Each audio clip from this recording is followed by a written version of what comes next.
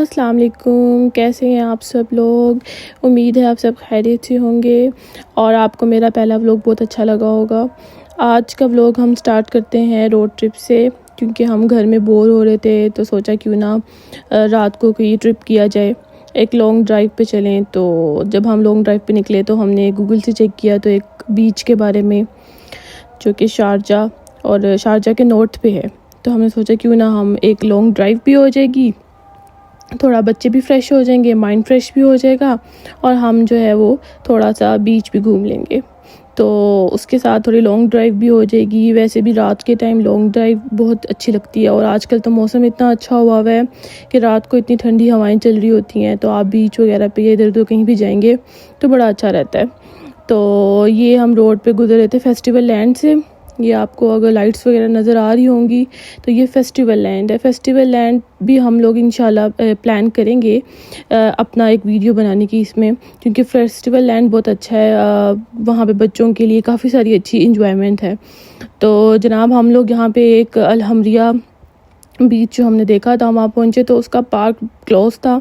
हम लोग वहाँ पे पार्किंग में वेट करते रहे, लेकिन उन्होंने कहा कि आप क्लोज़ हो चुकी है टाइमिंग, तो पब्लिक ओपन बीच एक अवेलेबल है, आप वहाँ चले जाएं। मेरा तो बड़ा दिल था कि हम इधर पार्क में जाएं और थोड़ा घूमें आगे, लेकिन कोई बात नहीं, वो बंद था और हम शायद थोड़ा लेट हो गए हुए थे। हम घर से मगरिब पढ़ के निकले थे, लेकिन फिर भी थोड़ा सा शायद हम लेट हो गए और पार्क जो था वो बंद हो चुका था। खैर हम लोग वहाँ पे एक ओपन बीच के रोड्स तो उसकी थोड़ी सी ख़राब थी, जिसे आप कह सकते हैं कि थोड़ी बजरी वाली इस तरह की थी, कच्चा भी आप उसे कह सकते हैं।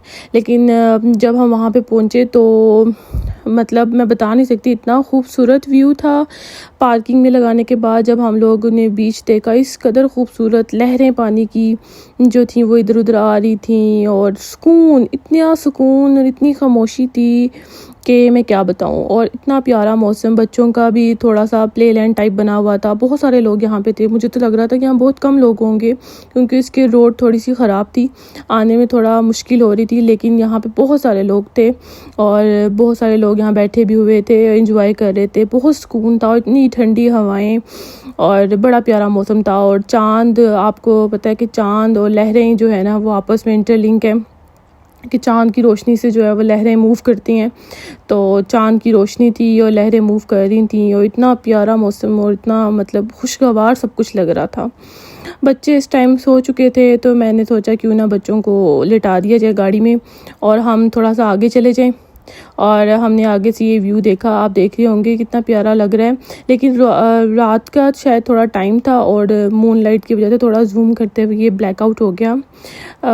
आई होप इसको आप इग्नोर करेंगे। और इतना प्यारा ये लग रहा था, हमने सोचा बच्चे अब थोड़ा सा ज़रा रेस्ट पे हैं तो हम थोड़ा सा एंजॉय कर लें तो हम काफ़ी देर यहाँ पे हमने स्टे किया और हम बातें शातें करते रहे और मौसम एंजॉय करते रहे। अभी ये टाइम है एंजॉय करने का, क्योंकि मौसम जो है वो इस तरह का चल रहा है कि गर्मी नहीं है। और वरना जब यहाँ पे गर्मी ज़्यादा हो जाती है, ह्यूमिडिटी ज़्यादा हो जाती है, तो आप बीच या कॉर्निश पे नहीं जा सकते, क्योंकि ह्यूमिडिटी की वजह से जो है ना जाना थोड़ा मुश्किल हो जाता है। तो इसलिए मोस्टली लोग रात के टाइम जो है वो पानी वाली जगहों पे नहीं जाते, मतलब हम लोग नहीं जाते, बाकी सबका मुझे इतना आइडिया नहीं है।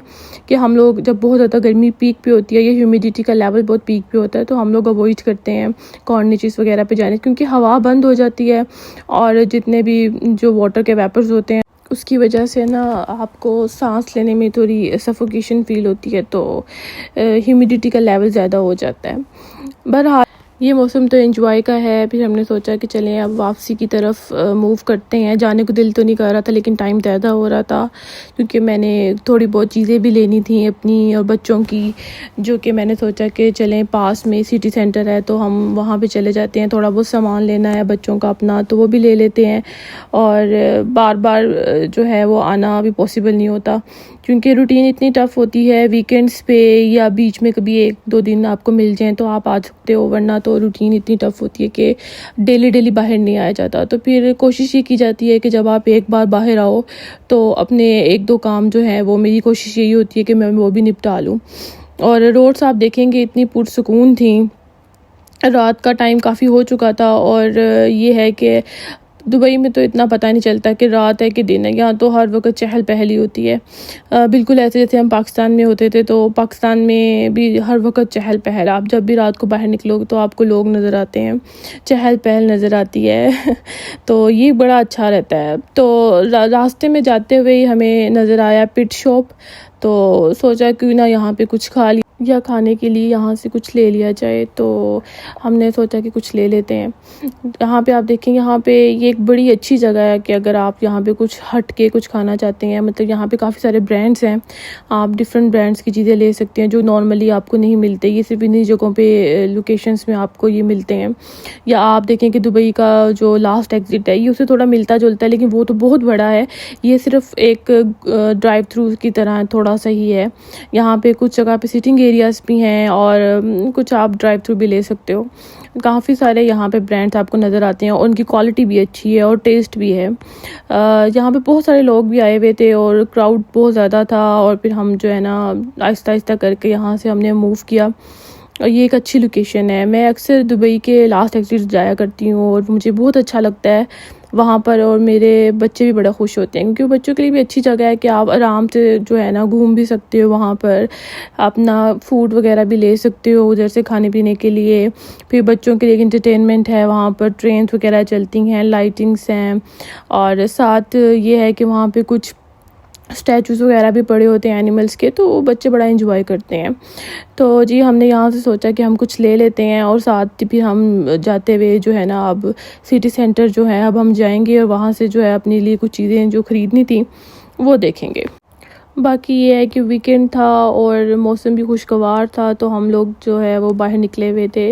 वरना लेट नाइट हम कम ही बाहर जाते हैं क्योंकि बच्चे होते हैं, बच्चों की नींद बहुत ज़्यादा डिस्टर्ब हो जाती है, जिसकी वजह से हम अवॉइड करते हैं लेट नाइट बाहर जाना। अगर जाएंगे भी तो हमारा होता है कि हम कम टाइम में ही, मतलब 8-9 बजे तक या 10 बजे तक जो है वो हम घर वापस आ जाएं, क्योंकि छोटे बच्चे हैं उनकी नींद डिस्टर्ब होती है तो फिर वो अच्छा नहीं है। तो इस वजह से फिर हम लोग अवॉइड करते हैं ज़्यादा लेट नाइट बाहर जाना।